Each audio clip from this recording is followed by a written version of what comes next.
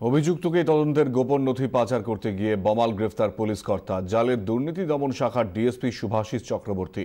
তাকে ঘুষ দিতে গিয়ে গ্রেফতার বনকর্তা অলঙ্কার ঝা। দুজনকেই 29 সেপ্টেম্বর পর্যন্ত পুলিশ হেফাজতে পাঠালো আদালত। ইনি অলঙ্কার ঝা, বনকর্তা, বর্তমান পদমর্যাদা অ্যাডিশনাল পিসিসিএফ।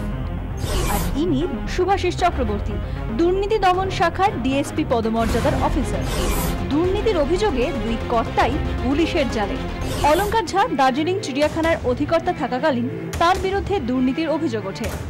অলঙ্কার ঝার বিরুদ্ধে তদন্ত করেছিল দুর্নীতি দমন শাখা। Case number ACB 6/16। অলঙ্কার ঝার বিরুদ্ধে তদন্তের দায়িত্বে ছিলেন দুর্নীতি দমন শাখার ডিএসপি পদমর্যাদার অফিসার শুভাশিস চক্রবর্তী। অভিযোগ, শুভাশিস চক্রবর্তী তদন্তের অগ্রগতি নিয়ে গোপন নথি অলঙ্কার ঝাকে পাচার করছিলেন। এমনই এক লেনদেনের খবর পেয়ে জাল পাতে ACB।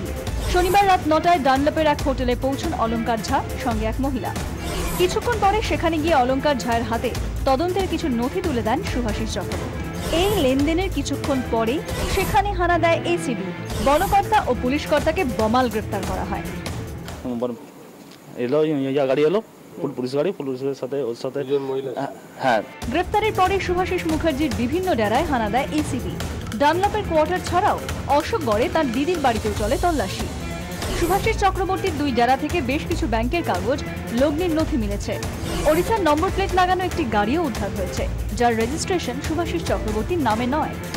দুই ডেরা থেকে একাধিক ATM কার্ড পেয়েছে দুর্নীতি দমন শাখা। দুজনকেই রবিবার ব্যাংশাল আদালতে তোলা হয়।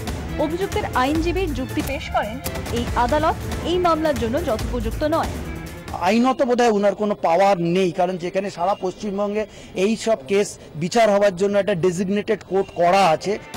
শুভাশিস চক্রবর্তী আরও কিছু মামলায় অভিযুক্তদের কাছে তথ্য পাচার করেছেন বলে ধারণা তদন্তকারীদের। এখানে প্রমাণ হচ্ছে যে দুর্নীতি পরায়ণ যদি কোনো অফিসার থাকেন তার বিরুদ্ধে অ্যালিগেশন হতে পারে এবং সেটাও কিন্তু জাস্টিফাই করার জন্য ACB এগিয়ে আসতে পারে। সব কেলেঙ্কারির হদিশ পেতে তাকে জেরা করবে দুর্নীতি দমন শাখা। 24 ঘন্টার জন্য ক্যামেরায় সমীর বিশ্বাসের সঙ্গে সিজার মন্ডলের রিপোর্ট।